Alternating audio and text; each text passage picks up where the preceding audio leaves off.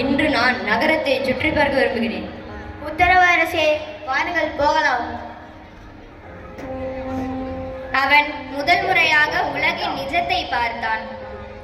இவன் யார்? ஏன் நடக்க முடியாமல் இருக்கிறான்? அரசே, இவர் முதியவர். முதுமை என்பது ஒவ்வொருவருக்கும் வரும். இவன் யார்? ஏன் இவ்வளவு துன்பப்படுகிறான்? அரசே, இவர் நோயாளி. உடம்பெல்லோருக்கும் ஒரு நாள் வலிக்கும்.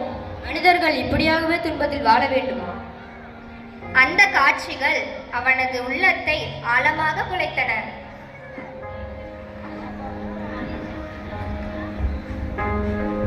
ஏன் இவரை சுற்றி அனைவரும் அழைக்கின்றனர்?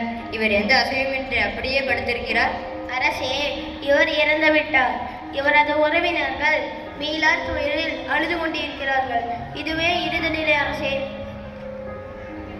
காட்சி 4, துறவியின் சந்திப்பு.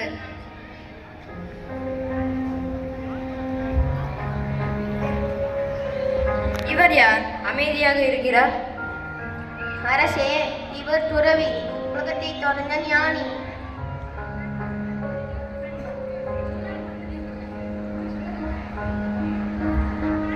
வணக்கம் முனிவரே, நீங்கள் இவ்வளவு அமைதியாக இருக்கிறீங்களே, எப்படி?